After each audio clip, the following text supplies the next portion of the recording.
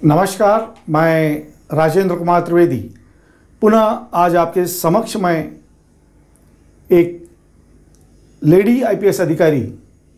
इनके बारे में अपने विचार रखने के लिए उपस्थित हुआ हूं, जिनके बारे में बहुचर्चित हैं कि पिछले कई 2-3 सालों से उनके बारे में प्रचार प्रसार माध्यम में व्हाट्सएप यूनिवर्सिटी के ऊपर काफ़ी बार उनकी प्रसिद्धि आती है कि मुंबई की लेडी सिंघम, जिसकी छोटी उम्र में शादी हो गई। शादी के तुरंत 2-3 वर्ष बाद उनके 2 बच्चे हुए। नन्हे मुन्ने बच्चों को उन्होंने जन्म दिया और अपने मातृत्व की परवाह न करते हुए उन दोनों बच्चों को उन्होंने अपने कांस्टेबल पति के पास छोड़कर चेन्नई चली गई आईपीएस की तैयारी करने के लिए। और कंटिन्यू 3 बार वे आईपीएस की तैयारी में फेल होने के बाद उनका आईपीएस में सिलेक्शन हुआ और महाराष्ट्र कैडर में आ गई। हाँ, आप सही सोच रहे हैं, वो और कोई नहीं, श्रीमती एन अंबिका जी हैं। पिछले 2-4 वर्षों से मैं बार बार देख रहा हूँ, जब कभी भी उनकी प्रमोशन या पोस्टिंग के बारे में ऐसा कुछ रूमर आता है या मार्केट में कुछ आता है,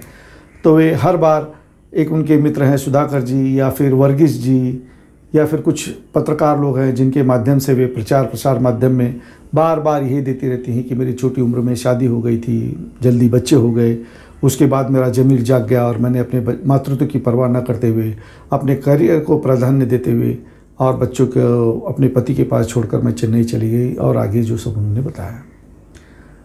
यह जो उनका कर्तृत्व है, यह जो उनका जो काम है, यह एक मोटिवेशनल स्पीच के लिए ठीक है, पर इसके वजह से वो मुंबई की सिंघम हो गई। ये जो प्रचार प्रसार माध्यम में अभी, जैसे कि आजकल के एक पत्र में आपको जो पीछे मेरे दिख रहा होगा कि उनके बारे में छपा है कि वे मुंबई की लेडी सिंघम, मतलब यानी उनकी छोटी उम्र में शादी हुई इसलिए वे सिंघम है, या शादी के बाद उन्होंने जल्दी बच्चे उनके हो गए और 2 बच्चों की माँ हो गई इसलिए सिंघम है, या 2 बच्चों की माँ का जो मातृत्व का जो प्रेम था उसको उन्होंने त्याग दिया और त्याग कर उन्होंने अपने कैरियर को प्राधान्यता दी इसलिए वे सिंघम है। मुंबई के लिए उन्होंने ऐसा क्या किया जिससे वे सिंघम कही जा रही हैं? क्योंकि सिंघम का जो एक चरित्र लोगों के आंखों के सामने है कि वो लोगों पर हो रहे अन्याय को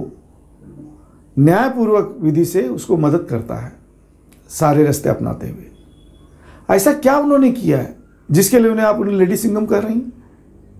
या कह रहे हैं? वह महिला जो कि अपने शादी और अपने बच्चों और बच्चों के मातृत्व त्याग को इनकैश कर रही है, उसे आप लेडी सिंघम किस बहाने कर रहे हैं, किस वजह से कर रहे हैं? मेरी मालूमात के हिसाब से जो मेरे पास कागज पत्र उपलब्ध हैं उसके अंदर उनके ऊपर तकरीबन 11 ऐसे मामलों पे चौकसी चालू है जिन मामलों में उन्होंने महिलाओं का अपमान किया, महिलाओं से असभ्य वर्तन किया, उनके चरित्र को हनन करने की कोशिश की, उनके द्वारा गुन्हे दाखिल न करने की कोशिश की, उल्टा उन्हीं पर गुन्हा दाखिल कर उन्हें अंदर कराया,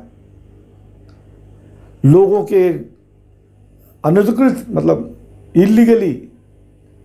लोगों के घर खाली कराना, दुकान खाली कराना, उसके बाद उनके केसेस न लेना, जाने पर उन्हें उनसे मिलने कोई जाए तो उससे उस बारे में गालियां देना,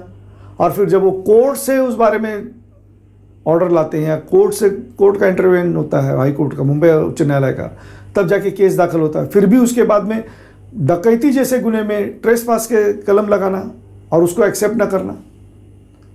तो इस तरह की जिसके ऊपर चौकसी चालू है, 11 मामले भ्रष्टाचार जैसी चौकसियां चालू हैं, उसको आप लेडी सिंघम किस आधार पे कह रहे हैं? यह तो सिर्फ मेरी मालूमात की वजह से यह जो इंक्वायरी है यह अपने अंतिम टप्पे पर है, और इस वक्त इंक्वायरी ऑफिसर के ऊपर प्रेशर डालने के लिए यह पब्लिसिटी, चीप पब्लिसिटी स्टंट जो किया है उन्होंने किया हुआ है। पत्रकारों से, पत्रकार संस्थाओं से, उनके एडिटरों से मेरी यही विनती है कि इस तरह से किसी को सिंघम डिक्लेयर करने का क्राइटेरिया तो डिक्लेयर करो, उसके बाद उसको करो। बस वो आपके फेवर की है या पैसा कुछ है तो उसका रिपीट टेलीकास्ट चला रहे हो। यह जो उन्होंने, जो आप देख रहे हैं जिसके अंदर उसमें सिंघम कहा गया, जब वे जोन 4 में थी वो उस समय चल चुका है, अब फिर उसको प्रजासत्ताक दिन 2021 यानी फिर से नए से उसको रिपीट टेलीकास्ट कर रहे हैं। तो कृपा करके इस तरह से लोगों में एक भ्रम न फैलाएं और माननीय श्रीमती अंबिका जी से मेरा कहना है कि जो पर्सनल बातें हैं, क्योंकि आपकी कब शादी हुई, कितनी जल्दी बच्चे हुए, फिर उसके बाद में आपने क्या किया, जब तक आप नहीं बताएंगे पत्रकारों को नहीं मालूम पड़ेगा। इसे बताकर इनकैश न करें, इससे आप सिंघम नहीं, आप अपॉर्चुनिस्ट कहलाएंगी। तो कृपया ऐसा न करें। मुंबई पुलिस की छवि बहुत अच्छी है, उसे बरकरार रहने दें। बस इन्हीं शब्दों के साथ मैं अपने स्पीच को पूर्ण विराम देता हूँ। धन्यवाद। जय हिंद, जय महाराष्ट्र।